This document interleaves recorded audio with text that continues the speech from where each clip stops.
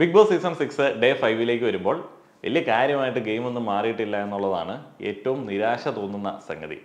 ആരും പ്രത്യേകിച്ച് ഒന്നും ചെയ്യുന്നില്ല. ഓട്ടോമാറ്റിക്കായിട്ട് എന്തൊക്കെയോ സംഭവിക്കുന്നുണ്ട്. രതീഷ് തുടങ്ങി വെച്ച കുറേയധികം കാര്യങ്ങളുടെ ഈ അനന്തര ഫലങ്ങൾ അവിടെ ഇവിടെയൊക്കെ ഇങ്ങനെ കിടപ്പുണ്ട്. അതിൽ നിന്ന് ആരൊക്കെയോ എന്തൊക്കെയോ പിടിച്ച് അങ്ങോട്ട് കയറുന്നു. സിജോ ആൻഡ് ജിൻഡോ. ഇപ്പോൾ ജിൻഡോയ്ക്ക് വലിയ ഗെയിം ഒന്നുമില്ല, ജിൻഡോയെ കൊണ്ടൊന്നും കൂട്ടിയാൽ കൂടില്ല എന്നൊക്കെ പ്രേക്ഷകർ വിധി എഴുതിയ ഒരാളാണ്. എന്നാൽ സിജോയുടെ കാര്യമായിട്ടുള്ള ഒരു ഗെയിം പ്ലേ കൊണ്ട് ജിൻഡോയും പതുക്കെ പതുക്കെ കയറി വരുന്നുണ്ട്. ജിൻഡോയ്ക്ക് കുറച്ച് സഹതാപ വോട്ട് കിട്ടാൻ സാധ്യതയുണ്ട്. ജിൻഡോ ഒരു കാര്യം പറഞ്ഞ് കമ്മ്യൂണിക്കേറ്റ് ചെയ്യുമ്പോൾ വലിയ വലിയ പ്രശ്നങ്ങളിലേക്ക് അത് പോകുന്നത് ആദ്യ ദിനം തൊട്ട് നമ്മൾ കാണുന്നതാണ്. എന്നാൽ ഈ ഒരു പ്രശ്നങ്ങളിലേക്ക് പോകുന്ന സമയത്ത് അനാവശ്യമായി ആ ഒരു പ്രശ്നങ്ങൾ പൊലിപ്പിച്ച് കാണിച്ച് അവിടെ ഒരു ഗെയിം ഉണ്ടാക്കാനായിട്ട് സിജോ ശ്രമിക്കാറുണ്ട്. അങ്ങനെ സിജോയും നെഗറ്റീവിലേക്ക് പോകും. ജിൻഡോ സിജോ ഇവർ തമ്മിലുള്ള വാഗ്വാദങ്ങൾ എന്ന് പറയുന്നത് ഒരു സാധാരണ മനുഷ്യന് ഒരിക്കലും സഹിക്കാൻ പറ്റത്തില്ലാത്ത തരത്തിൽ അരോചകമായിട്ടുള്ള വാഗ്വാദങ്ങളാണ്. അങ്ങോട്ടും ഇങ്ങോട്ടും ഒരുമാതിരി അപ്പി പേരൊക്കെ വിളിച്ച് ചുമ്മാ ഒരുമാതിരി നമുക്ക് പറഞ്ഞാൽ തന്നെ എന്തോ ഒരുമാതിരി ഇറിറ്റേഷൻ തോന്നുന്ന തരത്തിലേക്ക് എന്തൊക്കെയോ ഒരു വൃത്തികെട്ട പരിപാടിയാണ്. സിജോ അതിൻ്റെ ഇടയ്ക്കൊക്കെ സിജോ ആടാ സിജോ ആടാ സിജോ ആടാ എന്നൊക്കെ ഒരു 3-4 തവണ പറയും. സിജോ സിജോ എന്ന് സിജോയെ ഒരു 100 തവണ ഒരു ദിവസം വിളിക്കുന്നുണ്ട് എന്ന് എനിക്ക് തോന്നുന്നു. ഇന്നലെ ജിൻഡോ ഫിസിക്കൽ അലേർട്ട് എന്നൊക്കെ പറഞ്ഞ് ഓടി ക്യാമറയുടെ ഫ്രണ്ടിലേക്ക് വരുന്നതൊക്കെ നമ്മൾ കണ്ടതാണ്. ആ ഒരു വാഗ്വാദവും എന്തിനെ ചൊല്ലിയായിരുന്നു? പ്രേക്ഷകർക്കോ അല്ലെങ്കിൽ കണ്ടസ്റ്റൻസിനോ പ്രത്യേകിച്ച് മനസ്സിലാവാത്ത ഏതെങ്കിലും കാര്യങ്ങൾ പറഞ്ഞ് ഇവർ അങ്ങോട്ടും ഇങ്ങോട്ടും തമ്മിലടിക്കുകയാണ്. ജാൻമണി ഉൾപ്പെടുന്ന കമ്മ്യൂണിറ്റിയെ കുറിച്ചിട്ട് സിജോ എന്തോ മോശം പറഞ്ഞു എന്നുള്ളതാണ് ജിൻഡോയുടെ ആരോപണം. ശരിക്കും സിജോ അവിടെ ഉദ്ദേശിച്ചത് അങ്ങനെ ഒരു പെർട്ടിക്കുലർ കമ്മ്യൂണിറ്റി അല്ല, പവർ ഗ്രൂപ്പിനെ മുഴുവനായിട്ടാണ് ഉദ്ദേശിച്ചത്. ഇത് ഇന്നലത്തെ സംഭവം. ഇന്നലത്തെ ജിൻഡോയുടെ കളി അല്ലെങ്കിൽ ഇന്നത്തെ ജിൻഡോയുടെ കളിയും നമ്മൾ ഈ സഹതാപം കൊടുക്കുമെന്നുണ്ടെങ്കിലും അംഗീകരിക്കാനൊന്നും പറ്റത്തില്ല, ഒട്ടും അംഗീകരിക്കാൻ പറ്റത്തില്ല. ഇന്നലെ ജിൻഡോ വളരെ വളരെ വ്യക്തമായിട്ട് തന്നെ ജാൻമണി എന്ന് പറയുന്ന വ്യക്തി, അദ്ദേഹത്തിൻ്റെ കമ്മ്യൂണിറ്റി, അദ്ദേഹത്തിൻ്റെ ഐഡന്റിറ്റി അതൊക്കെ ഉപയോഗിച്ചിട്ട് സിജോയ്ക്കെതിരെ ഒരു ഗെയിം കളിക്കാനായിട്ടാണ് ശ്രമിച്ചത്. എത്ര നിഷ്കളങ്കനാണ് എന്നുണ്ടെങ്കിലും പുള്ളിയുടെ മൈൻഡിൽ നിന്ന് വരുന്ന സാധനങ്ങൾ എന്ന് പറയുന്നത് ഈ പുരുഷനല്ലാത്ത വേറെ ഏതെങ്കിലുമൊക്കെ ഒരു ജെൻഡറിനെ മറ്റൊരു ലാഭത്തിന് വേണ്ടി യൂസ് ചെയ്യുക എന്നുള്ളൊരു പരിപാടിയാണ്. ഇന്ന് രാവിലത്തെ കേസിലേക്ക് വരുന്ന സമയത്തും അദ്ദേഹം അനാവശ്യമായിട്ട് സ്ത്രീകളെ പിടിച്ചിടുന്നുണ്ട്.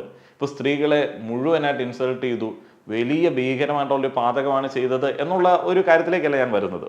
പക്ഷേ അവിടെ വെറുതെ അനാവശ്യമായിട്ട് സിജോയുടെ കൂടെ ഹൗസിലെ സ്ത്രീകളെ പിടിച്ചിരിക്കുകയാണ്. സിജോയും കുറേയധികം സ്ത്രീകളും കൂടെ ഗെയിം കളിച്ചു. വ്യക്തമായിട്ട് കേൾപ്പിക്കില്ലല്ലോ, അവിടേക്ക് ഇങ്ങനെ ബീപ്പ് സൗണ്ടുകൾ അല്ലെങ്കിൽ അവിടെ മ്യൂട്ട് ചെയ്ത് വിടുമല്ലോ. സിജോയ്ക്കൊപ്പം കുറെ സ്ത്രീകളുണ്ട്, അല്ലെങ്കിൽ സിജോ സ്ത്രീകളെ എന്തോ അങ്ങനെ ചേർത്ത് വെച്ചിട്ടുള്ളൊരു പരാമർശമാണ് നടത്തിയത്. ഈ ഒരു പരാമർശം ജിൻഡോ പറഞ്ഞപ്പോഴത്തേന് സിജോ പിന്നെ ആ ഒരു പരാമർശത്തെ പിടിച്ചു കയറാനായിട്ട് തുടങ്ങി. ഇന്നലെ മുതൽ ഫിസിക്കൽ അലേർട്ട് എന്ന് വിളിച്ചു പറഞ്ഞ സിജോയ്ക്കെതിരെ ആക്ഷൻ എടുക്കണം എന്നുള്ള ആഗ്രഹം ഉണ്ടായിരുന്നു. അപ്പോൾ അതുമായി ബന്ധപ്പെട്ട പ്രതിഷേധമാണ് നമ്മൾ കണ്ടുകൊണ്ടിരിക്കുന്നത്. ഹൗസിന് വെളിയിൽ ഒരു പാവിരിച്ചോ എന്തോ ഒരു തുണിയൊക്കെ വിരിച്ചിട്ട് ജിൻഡോ കിടക്കുകയാണ്. ജിൻഡോയെ കടിച്ച കൊതുകൾ കൂട്ടമായി ചത്തൊടുങ്ങുന്നു എന്നുള്ള കമൻ്റൊക്കെയാണ് റോക്കി രാവിലെ അടിക്കുന്നത് കണ്ടത്. അപ്പോൾ അങ്ങനെയൊക്കെ ജിൻഡോ അവിടെ പ്രതികൂല കാലാവസ്ഥയോടൊക്കെ പൊരുതി കിടക്കുകയാണ്. അപ്പോൾ ആ ഒരു കിടപ്പ് ഒത്തിരിയൊക്കെ നീണ്ടു പോവുകയും രാവിലെ കുറേ സമയം കഴിഞ്ഞപ്പോഴത്തേന് ലക്ഷറി പോയിന്റുകളൊക്കെ പോകുന്ന തരത്തിലേക്ക് പട്ടി കുരയ്ക്കുകയൊക്കെ ചെയ്തു. ഈ പട്ടി കുരയ്ക്കുന്ന ഒരു സിറ്റുവേഷനൊക്കെ ആയപ്പോഴത്തേന് കൂടുതൽ ആളുകൾ ജിൻഡോയുടെ അടുത്തേക്ക് വരികയും പിന്തിരിപ്പിക്കാൻ ശ്രമിക്കുകയൊക്കെ ചെയ്യുന്നുണ്ട്. അതിനു മുൻപ് രതീഷ് നൈസായിട്ട് ഒരു കളി കളിക്കുന്നുണ്ട്. ജിൻഡോ ഇപ്പം ബാക്കിയുള്ള ആളുകളിൽ നിന്ന് ഒറ്റപ്പെട്ട് നിൽക്കുകയാണ്. രതീഷ് ഓൾമോസ്റ്റ് ഒറ്റപ്പെട്ട് നിൽക്കാൻ ആഗ്രഹിക്കുന്ന ഒരാളാണ്. ഇപ്പോൾ രതീഷ് നൈസായിട്ട് ജിൻഡോയെ വന്ന് വാടാ നീ എഴുന്നേക്കടാ, ഇതൊക്കെ നിന്റെ ഗെയിമാണെന്ന് എല്ലാ ആളുകൾക്കും മനസ്സിലായി, നീ എഴുന്നേറ്റ് വാ, ഇപ്പോൾ ജിൻഡോ എനിക്ക് ചായ വേണം എന്നൊക്കെ പറയുമ്പോഴത്തേന് രതീഷ് ചായയൊക്കെ ആയിട്ട് വരുന്നുണ്ട്. അങ്ങനെയുള്ള ചില പരിപാടികളൊക്കെ ഉണ്ട്. ഇത് കുറച്ച് കഴിഞ്ഞപ്പോൾ സിജു ഇറങ്ങി വരേണ്ടി വന്നു. സിജു ഇറങ്ങി വന്നിട്ട് പിന്നെ അങ്ങോട്ടും ഇങ്ങോട്ടും ഇവരുടെ മറ്റേ അപ്പി ടോക്ക് ഉണ്ടല്ലോ, അതാണ് അങ്ങോട്ടും ഇങ്ങോട്ടും ഒരുമാതിരി കക്കൂസ് ലെവലിൽ നിന്നിട്ട് ഇവർ ഇത്തിരി പോലും അങ്ങോട്ടും ഇങ്ങോട്ടും വിട്ടുകൊടുക്കുകയല്ല. അതേപോലെ തന്നെ തുപ്പൽ തെറിക്കുന്നു, വൈകുന്നേരമാണ് ചേച്ചി എൻ്റെ പൊന്നോ. പണ്ട് സ്കൂളിൽ പഠിച്ച സമയത്ത് ഇമാതിരി വാഗ്വാദങ്ങളിൽ ഏർപ്പെട്ടിട്ട് പോലും ഇല്ല, സത്യം പറഞ്ഞാൽ കേട്ടിട്ടുണ്ട്. അപ്പം ഈ ടൈപ്പ് സാധനം വീണ്ടും തുടങ്ങിയാണ്. അവിടെയാണ് ജിൻഡോ മറ്റേ കാര്യം പറയുന്നത്, സിജോ നീ കുറേ സ്ത്രീകളുടെ സപ്പോർട്ടില്ല അങ്ങനെയാണ്ടാണ് പറയുന്നത്. ഇത് ജിൻഡോയുടെ നിഷ്കളങ്കതയാണെന്ന് പറയാൻ പറ്റുമോ? ഇല്ല, ഒരു ഗെയിമാണ്, ഒരു ഹൗസാണ്. അവിടെ സംസാരിക്കാൻ അറിയാവുന്നവർക്കും കൂടെ മാത്രമേ മുന്നോട്ടേക്ക് പോകാൻ പറ്റത്തുള്ളൂ. അവിടെയുള്ള എല്ലാ ജെൻഡറിനെയും എല്ലാ ആൾക്കാരെയും എല്ലാത്തിനും ബഹുമാനിച്ചെങ്കിൽ മാത്രമേ മുന്നോട്ടേക്ക് പോകാനായിട്ട് പറ്റത്തുള്ളൂ. അപ്പോൾ അവിടെ ഇത്തരത്തിലുള്ള പരാമർശങ്ങൾ നടത്തുന്നത് നിഷ്കളങ്കതയുടെ കോളത്തിൽ എഴുതി ചേർത്ത് വോട്ട് കൊടുക്കുന്നതൊക്കെ അധികം കാലം മുന്നോട്ടേക്ക് പോയില്ല. ഇപ്പോൾ ഒരു സഹതാപമുണ്ട്, അതൊക്കെ ഓക്കെ. അപ്പോൾ ജിൻഡോ എത്ര കാലം ഇങ്ങനെ നിഷ്കളങ്കനാക്കി കൊണ്ടുനടക്കാൻ പറ്റും എന്നുള്ളത് എനിക്കറിയില്ല. അപ്പോൾ ആ ഒരു പരാമർശം നടത്തി സിജോ അവിടെ രക്ഷപ്പെട്ടു. അപ്പോൾ ഇന്നലത്തെ ഫിസിക്കൽ അലേർട്ട് പരിപാടിയിൽ നിന്ന് പുള്ളി അങ്ങോട്ട് മാറി. ജിൻഡോയ്ക്ക് എതിരെ മറ്റേ സ്ത്രീവിരുദ്ധ പരാമർശം എന്ന് പറയുന്ന ഒരു ആരോപണമായിട്ട് സിജോ അവിടെ കത്തി കയറുകയാണ്. പക്ഷേ ഇടയ്ക്ക് മറ്റേ സിജോ ലെവൽ മാസ് സാധനങ്ങളുണ്ട്. സിജോ ലെവൽ മാസ് എന്ന് പറഞ്ഞിട്ടുള്ള രീതിയിൽ തന്നെ അതിനെ കാറ്റഗറൈസ് ചെയ്താൽ മതി. സിജോ മാസ് ആണെന്നൊക്കെ പറയുന്നുണ്ടെങ്കിലും ഇപ്പോൾ സിജോ അതിൻ്റെ ഇടയ്ക്ക് ചില പൊങ്ങച്ചൊക്കെ പറയുന്നുണ്ട്. നമുക്ക് കേട്ട് കഴിഞ്ഞാൽ വന്നിട്ട് 3 ആയുള്ളൂ എന്ന് അങ്ങോട്ട് ചോദിക്കാൻ തോന്നുന്ന തരത്തിലേക്കുള്ള മാസ് തരാം.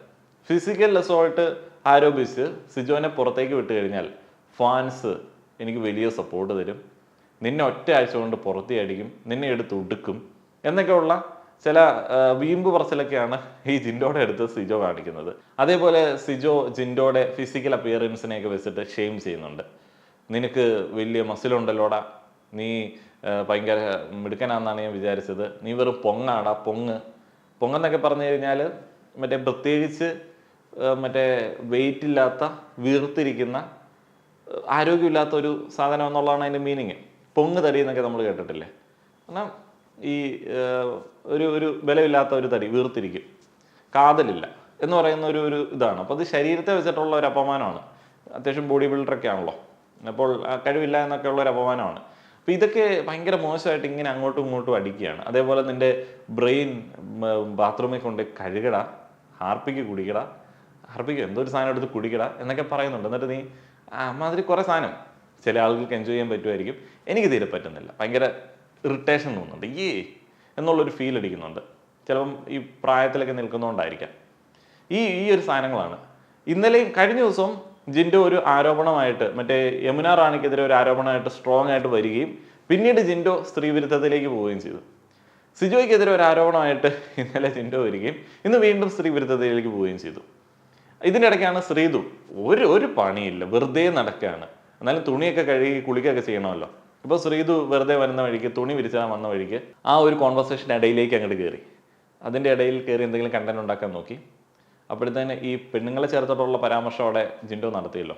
അപ്പം ജിൻഡോ നിങ്ങൾ പറ ആരാ എന്നൊക്കെ പറഞ്ഞിട്ട് ശ്രീതു ചോദിച്ച സമയത്ത് നീങ്കടെ ആണ് എന്നെങ്ങാണ്ട് പറഞ്ഞു. അവിടെയും മറ്റേ മ്യൂട്ടാണ്. അപ്പോഴത്തേനും ശ്രീതു അയ്യോ സ്ത്രീകളെ അപമാനിച്ച് എന്നൊക്കെ പറഞ്ഞിട്ട് ഒരൊറ്റ പോക്ക് നേരെ ചെന്നിട്ട് നമ്മുടെ ഹെഡ്മാഷിനോട് പറയണു, ശ്രീരേഖയോട് പറയണു, ആണോ അങ്ങനെ പറഞ്ഞോ, നീ വ്യക്തമായിട്ട് കേട്ടോ, ഞാനത് കേട്ടില്ല, എന്നാലും കുഴപ്പമില്ല, സ്ത്രീകളെ അപമാനിച്ചെന്നുണ്ടെങ്കിൽ അവനെ നമുക്ക് ക്യാൻസൽ ചെയ്ത് കളഞ്ഞേക്കാം എന്നൊക്കെ ഉള്ളൊരു തീരുമാനത്തിലേക്കൊക്കെ മൊത്തത്തിൽ ഹൗസ് എത്തുന്നു. അപ്പം ജാസ്മിൻ അത് കേട്ടിട്ടില്ല, ആരും കേട്ടിട്ടില്ല. അല്ലെങ്കിൽ ആരെങ്കിലും വ്യക്തമായിട്ട് കേട്ട ഏതെങ്കിലും കാര്യത്തിന് അവിടെ അലമ്പുണ്ടാവാറുണ്ടോ? അതുമായി ബന്ധപ്പെട്ട് ജിൻഡോ വിരുദ്ധ സമരങ്ങളാണ് ഇപ്പോൾ അവിടെ നടന്നുകൊണ്ടിരിക്കുന്നത്. ഇനിയിപ്പോൾ ഇന്നത്തെ മോർണിംഗ് ആക്ടിവിറ്റിയിലേക്കൊക്കെ വന്നു കഴിഞ്ഞാൽ വേൽമുരുക ഹരോ ഹരോ പാട്ടൊക്കെ ഇട്ട് ജിൻഡോയുടെ ചുറ്റിനും എല്ലാ ആൾക്കാരും കണ്ടെന്ന് തുള്ളി. മോർണിംഗ് ആക്ടിവിറ്റിയിൽ ഈ കഴിഞ്ഞ ദിവസങ്ങളിലെ ആക്ടിവിറ്റിയുടെ തുടർച്ചയായിരുന്നു. ലൈഫ് സ്റ്റോറി പറയുന്ന ഒരു പരിപാടിയായിരുന്നു. അൻസിബ, ശരണി, ആനന്ദ്, സിജോ എന്നിവരാണ് കഥ പറയാൻ വന്നത്. സിജോയുടെ കഥ ഭയങ്കര ഇൻട്രസ്റ്റിംഗ് ആയിരുന്നു, രസകരമായിരുന്നു. പണ്ട് അഖിൽമാരാറൊക്കെ പറഞ്ഞ ആ ഒരു കഥ പോലെയൊക്കെ ഭയങ്കര കേട്ടോണ്ടിരിക്കാൻ പറ്റുന്നതായിരുന്നു. പക്ഷെ എന്ത് ചെയ്യാം, പകുതി കേട്ടപ്പോഴത്തേന് മണിയടിച്ച്. അൻസിബയുടെ സ്റ്റോറിയും കേൾക്കുന്ന സമയത്ത് എല്ലാവർക്കും ഫിനാൻഷ്യൽ ക്രൈസിസ് ഉണ്ട് കേട്ടോ. അപ്പം കേട്ട് വന്ന് അൻസിബ ഒറ്റയ്ക്ക് കുടുംബമൊക്കെ നോക്കുന്ന ഒരു സെറ്റപ്പിലേക്കൊക്കെ വന്ന് കരിയറിലേക്ക് ഇങ്ങനെ കയറിയപ്പം ബെല്ലടിച്ചു, അതും പോയി.